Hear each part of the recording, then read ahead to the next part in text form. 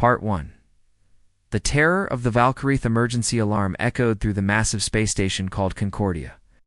Red lights flashed in every corridor as alien beings hurried toward the main council chamber. Some walked on two legs like humans. Others crawled with many arms, and a few floated in the air using strange technology. But they all shared one thing: feared Captain Sarah Chen adjusted her blue uniform as she walked down the long hallway. At 28 years old, she was the youngest representative ever sent to the Galactic Council. Her brown hair was tied back in a simple ponytail, and her calm brown eyes showed no trace of the panic that filled the station. First time seeing this many scared aliens, she whispered to herself with a small smile. The council chamber was huge, big enough to hold a small city. Thousands of seats filled the circular room, each designed for different alien species. Some seats had water for fish-like beings, others had special gas for creatures that breathed methane. The air hummed with translation devices that turned every language into something everyone could understand. Sarah found her seat in the small human section. Humanity was still new to galactic politics, having joined the council only 5 years ago. Most other species still saw humans as primitive creatures from a small blue planet. The massive doors at the front of the chamber opened with a deep rumble. Ambassador Vexstar, from the Thrix hive mind, stepped forward. He looked like a giant praying mantis, with 4 arms and compound eyes that reflected the chamber's lights. His voice came out as clicks and buzzes, but the translators made his words clear. Fellow council members, Vexstar began, his voice shaking slightly. We face the greatest threat our galaxy has ever known. The Valkyrie are coming. A wave of terrified whispers swept through the chamber. Sarah noticed how even the bravest warriors among the aliens seemed to shrink in their seats. She had heard stories about the Valkyrie, but seeing this reaction made her realize the stories might be true. The lights dimmed. A holographic display appeared in the center of the chamber, showed a planet covered in dark clouds and lightning. Then the image changed to show tall humanoid figures with pale skin and glowing red eyes. The Valkyrie women stood 7 feet tall, with long silver hair that seemed to move on its own. They wore black armor that looked like it was made from shadows. The Valkyrie are not like other warrior races, Vexstar continued. Their women possess powers that can crush minds and bend reality itself. They can kill with a thought, drive entire armies insane with fear, or make planets forget their own names. A new ambassador stood up, Crystalline being from the resonant species. Her body looked like living diamond, and musical tones came from her when she spoke. 50 years ago, the Valkyrie came to our crystal worlds, she sang sadly. Our people communicate through harmonic frequencies that have echoed for thousands of years. But when the Valkyrie war matriarch Zarathis arrived, she silenced our entire civilization with a single thought. Our crystal cities still stand, but they make no sound. Our people live, but they cannot sing. More representatives shared their horror stories. The gas-breathing Nebulans told how Valkyrie women had invaded their dreams and turned them into nightmares. The plant-like Verdani spoke of how their collective consciousness was shattered when Valkyrie psychic powers tore through their shared mind network. Sarah listened carefully to each story. The pattern was always the same. The Valkyrie would arrive. Their women would unleash devastating mental attacks, and civilizations would either surrender or be destroyed. No one had ever successfully fought back. They conquered the warrior clans of Kreger in 3 days, rumbled General Thokmer, a massive bear-like alien covered in scars. These were fighters who had never known defeat. The Valkyrie women simply looked at them, and the greatest warriors in the galaxy fell to their knees, begging for mercy. The chamber fell silent as the horror of this sank in. If beings who lived for battle could be defeated so easily, what hope did anyone else have? Ambassador Vexstar activated another hologram. This one showed a star map with dozens of systems marked in red. These are the worlds the Valkyrie have claimed in the last century. They take what they want and leave the rest broken. And now, he paused, his compound eyes reflecting his fear. They're coming here. The hologram changed again, showing a sleek black ship approaching Concordia. Even through the projection, Sarah could feel something cold and threatening about it. Ship was beautiful in a deadly way, like a sword made of starlight and shadow. War Matriarch Zarathis herself has demanded to speak with this council, Vexstar announced. She sent this message yesterday. A new image appeared of Okira woman sitting on a throne made of what looked like crystallized fear. Zarathis was even more imposing than the others, with scars across her pale face and eyes that seemed to burn with inner fire. When she spoke, her voice was like ice breaking. Inferior beings of the Galactic Council, Zarathis said, her image staring directly at the watching representatives. I am Zarathis, War Matriarch of the Valkyria Empire. You will surrender the Andromeda, Proxima, and Centauri systems to us within 7 standard days, or we will take them by force. Your choice is simple. Give us what we want, or watch your civilizations crumble to dust. The message ended, leaving the chamber in stunned silence. 3 entire star systems, millions of worlds, billions of lives, demanded as tribute. Must vote, Vexstar said quietly. All in favor of giving the Valkyria what they demand? Hands, claws, tentacles, and other appendages rose throughout the chamber. The Thrix voted yes. The Resonance voted yes. The Nebulans, the Verdani, the Kragoran warriors, all voted to surrender. Sarah watched as species after species chose to give in to the Valkyria's demands, rather than face their wrath. Any opposed? Vexstar asked, though his tone suggested he expected no one to be foolish enough to refuse. A single hand rose in the human section. Sarah stood up slowly, her heart beating fast, but her voice steady. Humanity votes no. The chamber erupted in chaos. Aliens turned to stare at the small human woman who had just signed her species' death warrant. Shouts of disbelief and panic filled the air. Are you insane? Roared General Thokmar. Do you want to see your homeworld turned into a graveyard? The humans don't understand, clicked Ambassador Vexstar frantically. They're too young, too primitive. They don't know what the Valkyria can do. But Sarah remained standing, calm in the storm of alien panic around her. We understand perfectly, she said, her voice carrying clearly through the chamber, despite not being very loud. We've heard all your stories. You know what the Valkyria have done to your people? Then why? Sang the resonant ambassador in a desperate harmony. Why condemn your species to destruction? Sarah looked around the chamber at all the terrified faces, insectoid, crystalline, gaseous, plant-like, and dozens of other forms of life. These were species that had conquered stars, built wonders, and survived for thousands of years. But fear had made them forget their own strength. Because Sarah said simply, someone has to say no, as if summoned by her words. The chambers. Main screen activated.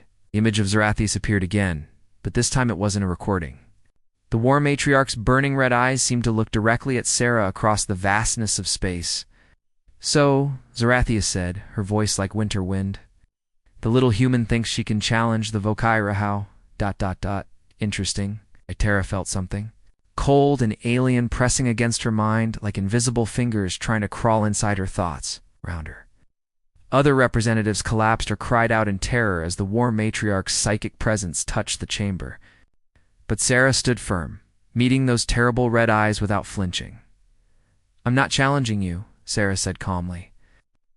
I'm just saying no. There's a difference. For a moment that felt like an eternity, Zarathis stared at the human woman who showed no fear. Then her lips curved in what might have been a smile, though it held no warmth. We shall see, little human, the War Matriarch said. We shall see. The transmission ended, leaving the chamber in terrified silence. Sarah sat down, ignoring the horrified stares from every direction. She had just made an enemy of the most feared beings in the galaxy, but somehow she wasn't afraid. Part 2. The human anomaly. 3 days had passed since Sarah's defiant vote, and Concordia Station felt like a tomb. Most representatives had locked themselves in their quarters, too terrified to come out. The few who did venture into the corridors whispered in hushed tones and avoided the human section entirely. Sarah sat in the station's observation deck, looking out at the stars through the massive glass windows. She held a cup of coffee, one of the few Earth luxuries available on the station, and watched ships flee in all directions. Everyone was running from what was coming. "You should leave too," said a voice behind her. Sarah turned to see Dr. Cathara, a tall, blue-skinned alien with 4 arms and kind purple eyes. She was one of the few beings on the station who had ever been friendly to the human representative. "Why?" Sarah asked, taking a sip of her coffee. "Where would I go?" "Anywhere but here," Cathara replied, sitting down beside her. "When Zarathis arrives, she'll kill you first. You know that, right?" Sarah nodded calmly. "Probably. Then why are you still here?" Sarah was quiet for a moment, watching a cargo ship jump to hyperspace in the distance. "Have you ever heard the story of David and Goliath, Cathara?" The alien doctor shook her head, her purple eyes curious. "A long time ago on Earth, there was a giant warrior named Goliath. He was huge, strong, and had never lost a battle. Everyone was afraid of him. But then a young shepherd boy named David stepped forward to fight him. Everyone thought David was crazy." "What happened?" Cathara asked. Sarah smiled. "David won. Not because he was stronger, but because he wasn't afraid." Before Cathara could respond, the station's emergency alarms began blaring. A voice echoed through the corridors. "All personnel to emergency stations. Volkyra vessel approaching. All personnel to emergency stations." Sarah stood up and straightened her uniform. "Looks like it's time to meet Goliath." The main docking bay was almost empty, except for security guards who looked terrified to be there. Sarah walked calmly through the airlock corridor, her footsteps echoing in the silence. Behind her, she could hear Cathara and a few other brave souls following at a distance. The Valkyra ship was even more beautiful and terrifying up close. It looked like it was carved from a single piece of black crystal, with no visible engines or weapons. It simply floated there, elegant and deadly, like a predator pretending to sleep. A ramp extended from the ship, and figures began walking down. It first came for Valkyra warriors, tall, pale women in armor that seemed to absorb light. Their red eyes scanned the docking bay like hunters looking for prey. Each one carried weapons that hummed with unknown energy. Then came Zarathis. Herself, the war matriarch, was even more imposing in person. She stood nearly 8 feet tall, with silver hair that moved like it was underwater. Her armor was more ornate than the others, covered in symbols that hurt to look at directly. But it was her eyes that made everyone else take a step back. They burned like red stars. It's ancient and terrible. Sarah felt the war matriarch's presence like a physical weight pressing down on her. The air itself seemed to grow thick and cold. Behind her, she heard one of the security guards whimper and run away. Zarathis walked forward until she stood just 10 feet from Sarah. When she spoke, her voice seemed to come from everywhere at once. "So you are the human who thinks she can defy the Valkyra." "I'm Sarah Chen," Sarah replied simply. "And I wasn't defying anyone. I was just voting." The war matriarch's eyes narrowed. "You voted to condemn your species to death. I voted according to my conscience." Zarathis laughed, but it was a sound like breaking glass. Conscience. How ... quaint. She raised one pale hand, and Sarah felt something cold and sharp trying to push into her mind. It was like having icy fingers reaching through her skull, trying to grab her thoughts and twist them into shapes of fear and pain. Sarah could sense the enormous power behind the mental attack, enough to crush planets, to drive entire civilizations mad. But instead of falling to her knees like everyone expected, Sarah just stood there. The psychic assault grew stronger. The metal walls of the docking bay began to crack under the pressure. Windows shattered in the distance. Dr. Cathara collapsed, clutching her head and crying out in 4 different languages. Sarah didn't even blink. Zarathis stepped closer, red eyes wide with something that might have been surprise. The mental attack intensified until the very air began to shimmer with psychic energy. More aliens in the corridor fell unconscious. Emergency alarms started failing as their systems overloaded. Sarah remained standing, looking directly into the war matriarchs. Burning eyes? "Impossible," Zarathis whispered. "No mind can resist the Valkyra touch. Nothing living can stand against our power." "Maybe," Sarah said calmly, That's because you've never met anyone who wasn't afraid of you. The war matriarch's beautiful face twisted with rage. She raised both hands, and the psychic storm became a hurricane. Sarah could see the attack now, waves of mental energy that could have flattened mountains, turned oceans to steam, or made stars forget how to shine. It washed over her like warm sunlight. How? Zarathius demanded, her voice cracking with disbelief. How are you doing this? Sarah tilted her head, genuinely curious. Doing what? Resisting? Blocking my power? No creature in the galaxy can stand against Volkyra's psychic might. I'm not blocking anything, Sarah said honestly. I'm just ... not afraid. The war matriarch stared at her for a long moment. Then, to everyone's amazement, she took a step backward. For the first time in her 1,000-year life, a Volkyra war matriarch had retreated from a lesser being. This is impossible, she repeated, but her voice was quieter now, uncertain. Sarah noticed something interesting.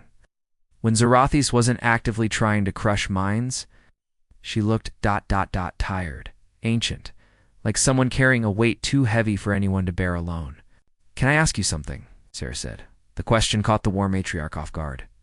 What? When was the last time someone wasn't afraid of you? Zarathius blinked, her red eyes flickering. What kind of question is that? Simple one. When was the last time you had a conversation with someone who wasn't terrified or trying to kill you? The silence stretched on. Around them, the docking bay was a disaster zone. Cracked walls, shattered glass, unconscious aliens. But in the center of it all, two figures stood facing each other. One ancient and terrible, one young and unafraid. I don't remember, Zarathius finally admitted, her voice barely above a whisper. Sarah felt a flash of something unexpected, not fear, but sadness. This powerful being, capable of destroying civilizations, couldn't remember the last time she'd had a normal conversation. That must be very lonely, Sarah said gently. The words hit Zarathius like a physical blow. She staggered backward, her red eyes wide with shock. In 1,000 years of conquest, no one had ever expressed sympathy for her. They had begged, threatened, tried to bargain or fight, but no one had ever simply acknowledged her loneliness. You ... you don't know what. You're talking about, the war matriarch said, but her voice shook. Sarah took a step forward. Not aggressive, not challenging, just closer. I think I do. You're surrounded by people who either fear you or want to use you. You have all this power, but no one to share it with. No one who sees you as anything other than a weapon. Stop, Zarathius whispered. But Sarah kept talking, her voice kind but firm. You conquer worlds because it's the only way you know how to connect with people. But conquest isn't connection. Fear isn't respect. Power without friendship is just ... loneliness. The war matriarch's carefully maintained composure began to crack. Her perfect, terrible face showed emotions that hadn't been there for centuries. Confusion, pain, and something that might have been hope. Why aren't you afraid of me? She asked, her voice small and lost. Sarah smiled, the first genuine smile anyone had ever given Zarathius in living memory. Because I can see who you really are under all that armor and anger. She doesn't scare me at all. For a moment, the most feared being in the galaxy looked like nothing more than a very old, very tired woman who had forgotten how to be anything other than what others expected her to be. Then her expression hardened again, the walls going back. Up. This changes nothing, human. Your species will still pay for your defiance. But as she turned to leave, Sarah called out, My offer stands. Zarathius paused. What offer? To talk. Really talk. Not as war matriarch to conquered species, but as one person to another. Whenever you're ready. The Volkyra leader didn't respond, but Sarah saw her shoulders tense. Without another word, she walked back to her ship, her honor guard following. Behind, the black vessel lifted off silently and disappeared into the stars. Dr. Cathara struggled to her feet, her purple eyes wide with amazement. Sarah... What just happened here? Sarah finished her coffee, which had somehow stayed warm through the entire encounter.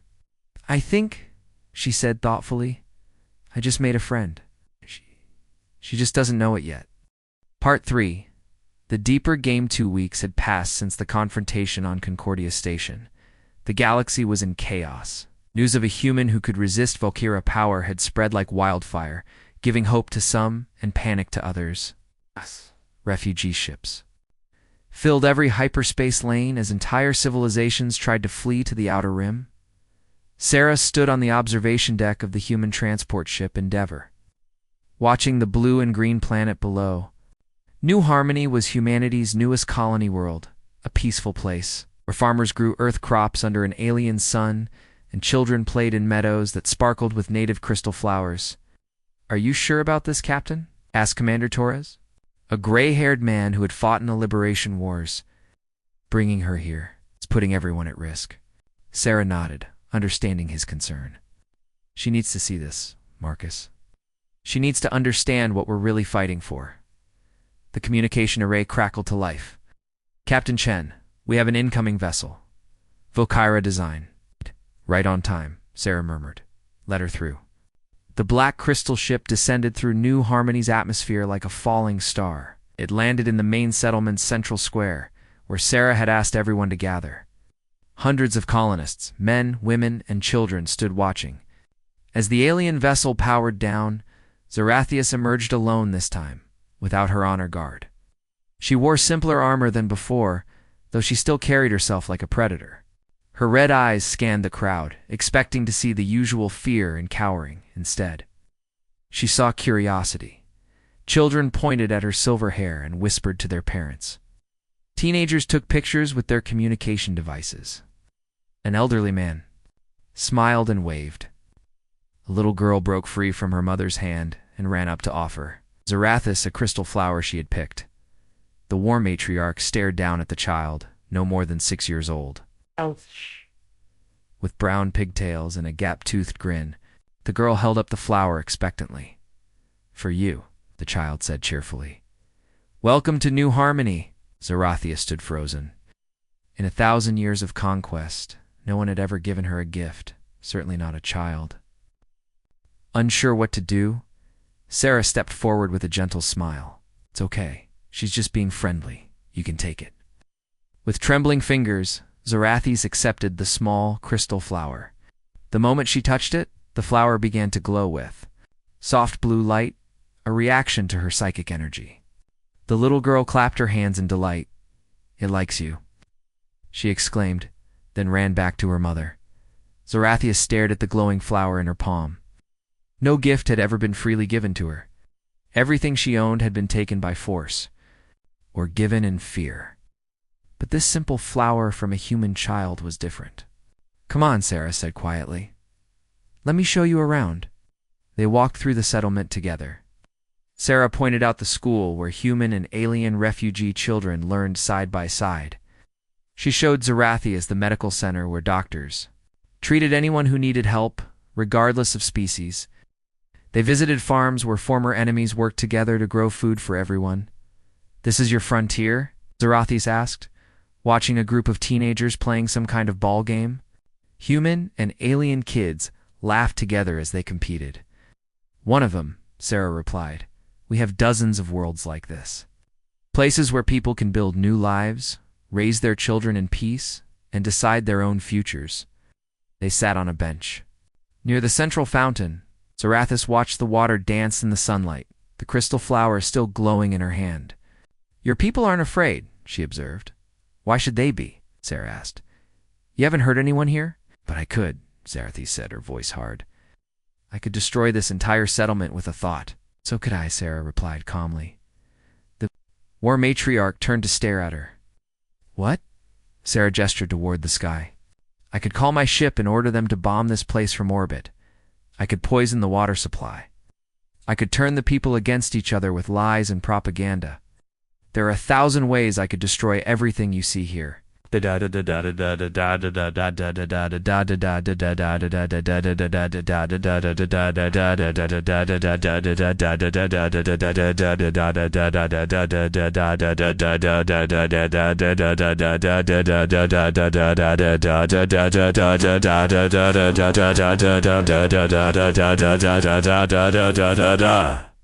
But you don't. Exactly. Power isn't about what you can do, it's about what you choose to do. They sat in comfortable silence for a while, watching the daily life of the settlement flow around them. Children played, adults worked, families shared. Meals together. It was ordinary and beautiful in its simplicity. "Tell me about your people," Sarah said eventually. "Not the conquest stories everyone knows. Tell me about the Valkyra before the wars." Zarathis was quiet for so long that Sarah thought she wouldn't answer. When she finally spoke, her voice was soft and distant. "We were different once, long ago before I was born. The archives speak of a time when Valkyra women were healers and protectors. Our psychic powers were used to heal minds broken by trauma, to strengthen the weak, to bring peace to the dying." "What changed?" "The great dying," Zarathis whispered. "A plague swept through our worlds, not a disease of the body, but of the mind. It drove people mad, made them attack their own families. Our healers tried to cure it, but the plague was too strong. Millions died." Sarah listened quietly, beginning to understand. The only way to stop it was to fight fire with fire. Our healers learned to use their powers as weapons to destroy the infected minds before the plague could spread. They saved our people, but... Zarathi's voice broke slightly. "But they could never go back to being healers. Once you learn to use your gift to kill, it changes you." "And the next generation learned war instead of healing," Sarah said gently. "Generation after generation. We forgot what we used to be. The fear in other species' eyes became normal. Power to destroy became our identity. We convinced ourselves that conquest was survival, that being feared was the same as being strong." Sarah reached over and gently touched Zarathia's arm. The war matriarch tensed, but didn't pull away. "You're still healers," Sarah said firmly. "The capacity is still there. You just forgot how to use it." "How can you be so certain?" Sarah smiled and pointed to the crystal flower in Zarathia's hand. It was glowing brighter now, responding to her calmer emotional state, because that flower is still alive and beautiful. Your psychic energy is making it bloom, not destroying it. The power to create is still there. You just need to remember how to choose creation over destruction. A commotion nearby caught their attention. A human teenager had fallen from a tree and was lying unconscious on the ground. His friends gathered around him, calling for help. Without thinking, Zarathia stood and walked over. The crowd parted, nervously as she approached, but Sarah followed and nodded encouragingly. Zarathia knelt beside the injured boy and placed her hands on his forehead. For a moment, nothing happened. Then her eyes began to glow with soft light instead of the usual burning red. The boy's injuries, a concussion and broken ribs, began to heal. The teenager's eyes fluttered open. He looked up at the tall, pale woman kneeling over him and smiled. "Thanks," he said simply. Zarathi stared at her hands in amazement. She had healed instead of harmed. After centuries of using her powers only to destroy, she had remembered how to create. The crowd around them began to clap, not out of fear or obligation, but from genuine gratitude. Some of them had seen loved ones hurt and wished they could help the way she just had. "How does it feel?" Sarah asked as they walked back to the bench. "Strange," Zarathis admitted. "Good, but ... strange. I had forgotten that power could feel warm instead of cold." "Your ancestors would be proud," Sarah said. As the artificial sun began to set over New Harmony, painting the sky in shades of orange and purple, Zarathis made a decision that would change the galaxy forever. "I want to learn," she said quietly. "I want to remember what we used to be." Sarah smiled. "Then you've come to the right place. Humans are pretty good at second chances." "Why are you helping me?" Zarathis asked, holding up the still glowing crystal flower. "Your species has nothing to gain from this. It could still destroy you." Sarah looked out at the peaceful settlement, where human and alien families were gathering for the evening meal. Children's laughter echoed across the square as they chased fireflies that glowed like tiny stars. Because Sarah said simply, everyone deserves the chance to remember who they really are underneath all the fear and anger. Even war matriarchs. For the first time in 1,000 years, Zarathis felt something she had thought was lost forever. Hope. Maybe, just maybe, the Volkyra could learn to be something other than monsters.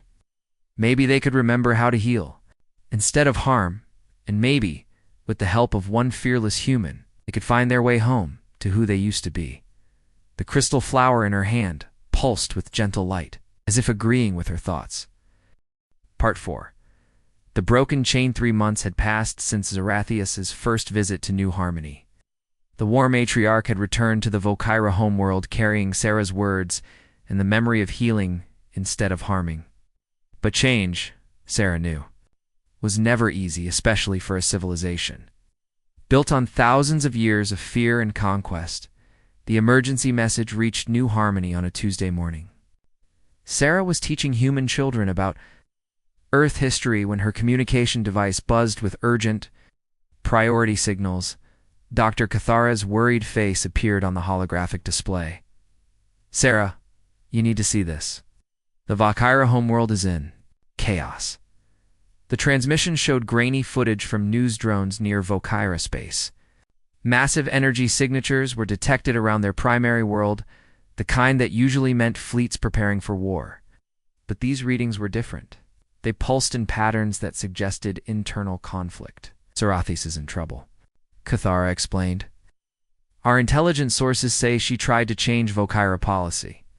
She spoke against conquest, suggested using their powers for healing instead of war. The other war matriarchs branded her a traitor. Sarah's heart sank. She had hoped the Volkyra would embrace change, but she should have known it wouldn't be that simple. What's happening now? According to tradition, Zarathius has been challenged to psychic combat by the eldest war matriarch, Kethmara. It's a fight to the death, Sarah. The winner determines the future path of the entire Volkyra race. Sarah stared at the screen, watching energy storms rage around the distant planet. Somewhere in that chaos, her friend was fighting for her life, and for the chance to transform her entire civilization. I need to get there, Sarah said quietly. Absolutely not, Cathara protested. Sarah, this is a sacred Volkyra ritual. No outsider has ever been allowed to witness psychic combat. And even if they let you, the energy levels alone would kill any non-Volkyra instantly. You'd be walking into a battle between forces that could destroy planets. But Sarah was already moving, heading for the communication center. Get me Admiral Harrison at Fleet Command. I need the fastest ship we have. 12 hours later, Sarah's ship dropped out of hyperspace near the Volkyra homeworld. The planet was beautiful and terrible, a sphere of silver cities and crystal towers surrounded by storms of pure psychic energy. Lightning that was actually raw thought crashed between floating platforms, where the greatest warriors in galactic history lived and fought. Captain, we're receiving a transmission, reported Lieutenant Hayes from the communication station. The screen flickered to life, showing a Volkyra woman even taller and more imposing than Zarathis. This was Kethmara, the eldest war matriarch. Her silver hair had streaks of black, and her red eyes burned with the fury of ancient stars. Scars covered her pale face, marks from 1,000 battles fought across 1,000 worlds. The voice was like breaking stone. You dare approach our sacred world during the trial of truth? Turn back now, or be destroyed. I request permission to witness the combat, Sarah said formally. As a friend of war matriarch Zarathis, Kethmara's laugh was cruel and cold. Friend, you are the poison that infected her mind with weakness. Because of you, she forgot the strength that made our people great. Because of you, she betrays everything the Volkyra stand for. Maybe Sarah replied calmly, or maybe I helped her remember what you used to stand for. The eldest war matriarch's eyes narrowed dangerously. You wish to see your friend die? Very well, but know this. Human, when her broken mind is scattered across the void, you will watch. and then you will follow her into death. The transmission ended, and Sarah's ship was pulled toward the planet by invisible forces. They landed on a crystal platform floating high in the storm-racked atmosphere. The air itself crackled with psychic energy so intense that Sarah's crew had to stay in. The ship with full shielding just to survive, Sarah stepped out alone, wearing a simple environmental suit. Around her, hundreds of Vokira warriors watched from floating platforms. Their eyes glowed like stars as they observed the strange human who had somehow corrupted their greatest war matriarch. The arena was a sphere of pure crystal suspended. In the sky, inside it, two figures faced each other across a space that seemed to bend and twist reality. Zarathia stood on one side, her armor dented and scarred from months of conflict with her own people. Across from her, Kethmara radiated power like a living weapon. The trial begins, Kethmara declared, her voice echoing across the platform. Let all witness the price of betraying the Vokira way. Psychic battle erupted like a supernova. Waves of mental energy crashed between the two warriors. Sarah could see the attacks now, not as invisible forces, but as streams of burning light that could reshape matter and break the minds of gods. Kethmara's assault was brutal and overwhelming, the accumulated fury of centuries of conquest focused into pure destructive force. Zarathi's defended desperately, but Sarah could see she was losing. The eldest war matriarch was simply too strong, too experienced, too filled with the old ways of violence and domination. You see, Kethmara shouted as her attacks pressed closer to Zarathi's. This is what your human weakness has brought you. You were strong when you embraced fear. Now you are nothing. Sarah watched her friend being slowly overwhelmed and made a decision that shocked everyone present. She stepped forward, walking directly into the arena where psychic forces raged. Like hurricanes. Sarah, no, Zarathis cried out, terror in her voice. The energy will kill you. But Sarah kept walking, moving calmly through storms of mental power that should have destroyed her instantly. The watching Vokira gasped in disbelief. Even Kethmara paused her attack, staring at the small human figure walking through forces that could level cities. How? Eldest war matriarch demanded. How do you survive? Sarah reached the center of the arena and looked up at both warriors. Because I'm not fighting the storm, I'm walking through it. She turned to address the hundreds of watching Vokira. You're all so focused on power that you've forgotten what power is for. You think strength means making others afraid? But real. Strength means making others feel safe. The psychic storm continued to rage around her, but Sarah stood untouched in its center. Her voice carried clearly across the platform despite the chaos. Zarathis told me about your ancestors, the healers. Who saved your people from the great dying? They didn't become weak when they learned to heal. They became stronger, strong enough to choose creation over destruction, strong enough to break the cycle of violence that's trapped you for thousands of years. Kethmara's attack faltered as Sarah's words cut through the battle fury. For the first time in centuries, she was hearing someone speak of the old ways, not as weakness, but as a different kind of strength. You're not monsters, Sarah continued, looking directly at the eldest war matriarch. You're healers who forgot how to heal. Warriors who forgot what you were fighting for. But it's not too late to remember. She pulled out the crystal flower that Zarathis had received on New Harmony. It still glowed with soft blue light, responding to the psychic energy around it, but remaining beautiful instead of being destroyed. This flower has been touched by Vokira power every day for 3 months, Sarah said, holding it up for all to see. It hasn't died. It hasn't withered. It's grown more beautiful. Because the power touching it was guided by choice, the choice to nurture instead of destroy. Kethmara stared at the glowing flower, her ancient mind struggling with concepts she had thought lost forever. Around the platform, other Valkyra warriors began to murmur. Some of them remembered stories from their childhood, tales of ancestors, who used their gifts to heal, to protect, to create rather than conquer. You could be feared for 1,000 more years, Sarah said quietly, or you could be loved for 10,000. The choice is yours. The psychic storm began to calm as both war matriarchs lowered their weapons. Kethmara looked at her hands that had brought death to countless worlds, and for the first time in her long life. She wondered what it would feel like to use them to heal instead. "The human speaks truth," she said slowly, her voice filled with wonder. I remember stories my grandmother told me. Before the wars, before the fear." Zarathias floated down to stand beside Sarah, her red eyes bright with tears of relief. "It's not too late, eldest mother. We can learn again. We can choose again." The trial of truth had ended not in death, but in revelation. And in the crystal arena, floating high above the Vokira homeworld, an ancient people began to remember who they used to be and who they could become again. The crystal flower in Sarah's hand pulsed with gentle light, as if celebrating the first day of a new age. Part 5. The New Alliance 1 year later. The galaxy was a very different place. Sarah stood on the same observation deck where she had first met Dr. Cathara, but now she wasn't alone. Beside her stood Zarathis, no longer wearing the title of War Matriarch. Instead, she had chosen a new name for herself, Peace Matriarch.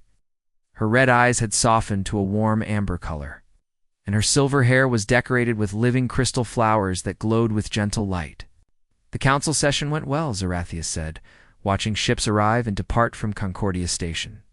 But these weren't refugee vessels fleeing in terror anymore. They were trade ships, diplomatic vessels, and transport craft carrying families. 2 new worlds where they could build better lives.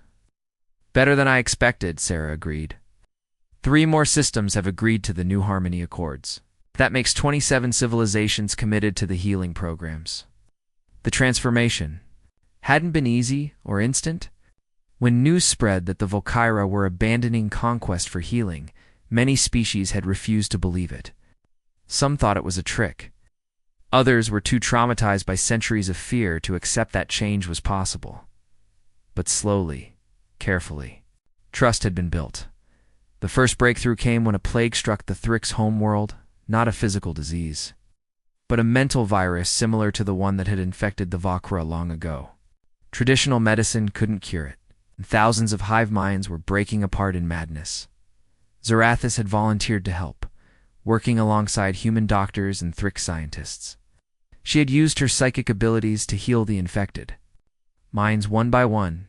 Took 3 months of exhausting work, but every single patient was saved. Ambassador Vexter, who had once cowered in terror before Valkyra power, now considered Zarathias a dear friend. "The children are arriving," Zarathis said, pointing to a small transport ship approaching the station. Sarah smiled. This was the part of her new job that she loved most. The transport docked, and dozens of young Volkyra emerged, the first generation to be trained as healers instead of warriors. They were teenagers, their psychic powers just beginning to manifest, and they looked at the galaxy with wonder instead of the cold calculation their ancestors had shown. Behind them came their teachers, human counselors, alien philosophers, and even some former war matriarchs who had chosen to learn new ways. Kethmara was among them, her ancient face now lined with smile wrinkles instead of battle scars. Ambassador Chen called out a young Volkyra girl named Liresh. She ran up to Sarah with the enthusiasm that only teenagers could manage. "I successfully healed a broken wing on a resonant crystal bird yesterday. The harmonic frequencies realigned perfectly." "That's wonderful, Lyra," Sarah said warmly. "Did you remember to ask the bird's permission first?" "Of course. Consent is the foundation of all healing," the girl recited, then broke into a grin.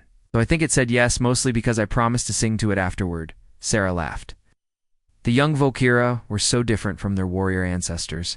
They were curious, compassionate, and eager to use their incredible abilities to help instead of harm. Watching them gave her hope for the future. "The memorial service is ready," Kethmara said, approaching with slow, dignified steps. The ancient Valkyra looked older now, but not in a tired way. She looked like someone who had finally found peace. After a very long journey, they walked together to the station's central plaza, where a new monument had been erected. It was made of the same crystal as the flowers that grew on New Harmony, and it depicted figures from many different species working together. At the center stood a human and a Valkyra with their hands clasped in friendship. The memorial wasn't for the dead. It was for the lost. For all the years of fear, hatred, and violence that had kept the galaxy's peoples apart. For all the opportunities for friendship that had been destroyed by prejudice and misunderstanding. Today we remember not to mourn the past, Sarah said. To the gathered crowd of humans, Valkyra, and dozens of other species, but to celebrate what we've learned from it. Every mistake, every moment of fear, every act of violence taught us something about what we don't want to be. And now we can choose to be something better. Zarathia stepped forward, her amber eyes bright with emotion. My people spent 1,000 years believing that strength meant making others afraid. We thought power was about conquest, about forcing our will on the weak, but we were wrong. She gestured to the young Valkyra students who were playing with children from a dozen different species. A human boy was teaching a Valkyra girl how to skip stones in the plaza's fountain. A group of Thrix younglings were showing Valkyra teenagers how to sing in harmony with their clicking voices. True strength, Zarathis continued, is making others feel safe. True power is using your abilities to lift others up, not tear them down. And true victory is not conquest, it's connection. Memorial service continued with representatives from every species sharing stories of hope and healing. The resonance sang crystalline melodies that had been silent for 50 years. The Verdani grew a living garden around the monument that would bloom for centuries to come. Even the warrior clans of Krager had sent poets to share verses about finding honor and protection rather than conquest. As the ceremony ended, Sra found herself standing with Dr. Cathara near the edge of the plaza. The alien doctor's forearms were full of medical equipment. She had volunteered to help establish healing centers on former Valkyra conquest worlds. Still can't quite believe it, Cathara said, watching Valkyra healers working alongside doctors from across the galaxy. A year ago, we were all convinced the universe was ending now, ... Now we're building something better than what came before, Sarah finished. That's what humans do, Cathara. We see the worst situations and ask, how can we make this better? Instead of, how can we survive this? A commotion near the transport bays caught their attention. A new ship was arriving, not sleek and military like most diplomatic vessels, but a converted cargo hauler painted with bright colors and covered in symbols from dozens of different cultures. From the ship emerged a mixed crew of humans and Valkyra, followed by families from the Outer Rim worlds. These were refugees from conflicts that had been ended not by force, but by the new alliance's intervention. Valkyra healers had worked with human negotiators to stop wars, heal trauma, and help former enemies find common ground. The Harmony fleet grows larger every month, Zarathia said with pride. 26 ships now, all dedicated to bringing healing and peace to troubled systems.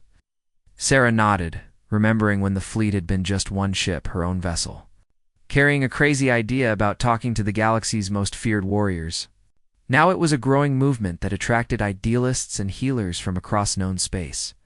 A young human boy ran up to them, chasing after a crystal flower that had been blown loose by the station's air recyclers. Zarathias caught it gently, with her psychic abilities, and handed it back to him with a smile. "Thank you, lady," the boy said cheerfully, completely unaware that he was talking to someone who had once been called the most dangerous being in the galaxy. "You're welcome, little one," Zarathis replied softly. As the boy ran back to his family, Zarath reflected on how much had changed. Fear had been replaced by friendship, conquest had given way to cooperation, and the galaxy's most feared warriors had become its most dedicated healers. "What happens next?" Zarathis asked, watching the sunset paint Concordia's viewports in shades of gold and crimson. Sarah smiled, thinking of all the worlds still troubled by conflict, all the species still separated by misunderstanding, all the opportunities for healing that lay ahead. Next, we keep going. We keep showing people that there's always another choice. We keep proving that understanding is stronger than fear, that connection is more powerful than conquest. She looked out at the stars, where ships from the Harmony fleet were already heading to their next missions of peace. Somewhere out there, other civilizations were learning that their greatest enemies could become their closest friends. Other warriors were discovering that true strength came from protection, not destruction. "Next," Sarah said quietly, "we change the galaxy, 1. Heart at a mind at a time. Above them, Crystal Monument caught the light from Concordia's artificial sun and cast rainbow reflections across the plaza. Children from dozens of worlds played in those dancing colors, their laughter echoing through the station like a promise of better days to come. The crystal flower in Zerathia's hair pulsed gently with warm light, as if celebrating the dawn of a new age where fear no longer ruled the stars. And everyone, no matter how different or dangerous they seemed, had the chance to choose love over fear, healing over harm, and hope over despair. The galaxy would never be the same. And that was exactly how Sarah Chen liked it.